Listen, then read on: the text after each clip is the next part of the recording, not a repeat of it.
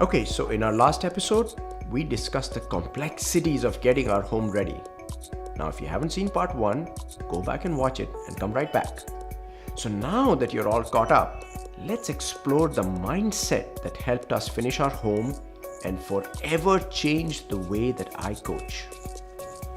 The first order of business, the most urgent cupcake that we wanted to taste for our family was we wanted to get one room child safe. And the reason we wanted this was there were times when before the move-in date that either my wife or I, we had to stay there. And while the contractors were coming in, because all kinds of different contractors were coming in, they had different questions for us. It was important for one of us to be there in person to answer those questions. And we also had, a 1-year-old. So we needed a calm, quiet place where she can take a nap or where she can hang around with one of us, whoever is watching her, and not get injured. So it has to be a child-safe room. So the first thing that we told our contractors is that get one room child-safe and get it nap ready. So what the contractors did was they created a slice through all aspects of the remodeling, and they got just one room ready for us. So this gave us some flexibility. We could be in the room, we could be in the home without worrying for the safety of our child. What was the next cupcake that we asked our contractors to work on? We wanted to get a functioning restroom.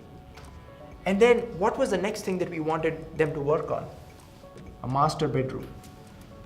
If you look at it, once you have all of these rooms, they are child safe of course, but you have one room where our daughter could take a nap, could play around without us worrying about her safety.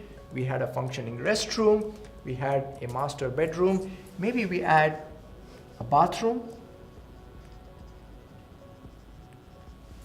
And each of these, what we are trying to do is, we were trying to take care of all aspects of getting functioning rooms ready. Really, at this point, we are all done. If we wanted to, we could move into our home over here at this point. Now, granted, there were many other rooms that needed plumbing work and electrical and woodwork and painting and so on, but this was good enough for us, our family, to meet the deadline of moving. So by now, you might have started noticing some parallels between the way we organized our moving and the constraints within which we were working, and the way in which we were trying to slice the work that needed to get done, with some of the challenges that we typically face when we are trying to deliver software. So imagine you have a release and there is a hard date, maybe there is a market commitment or there is a constraint you have to meet, and there are lots and lots of features, there's lots of work to be done. How do we traditionally organize or slice up our work? Typically, we try to get all of the requirements defined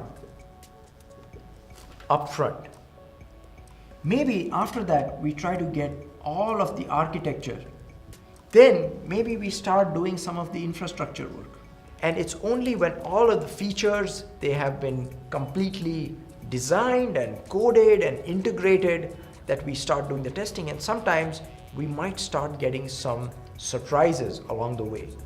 Things are not what we thought they might be like.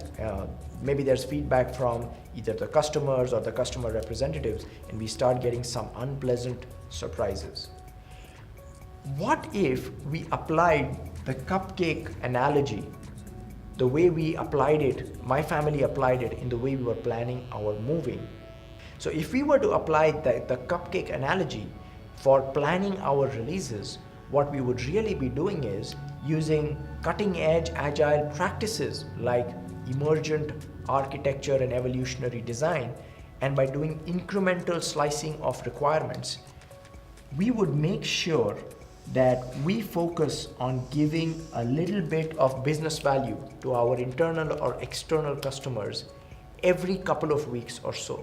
So what is that bare minimum child-safe nap-ready room in the context of our release, in the context of our product, okay? Once we have delivered this and got some feedback from our client and got some business value, what is that restroom, right?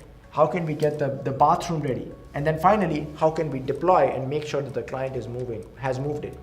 Once the client moves in and they start living in it, living in the product, they start using the product, then we can always go back to them and ask them, what can we do next?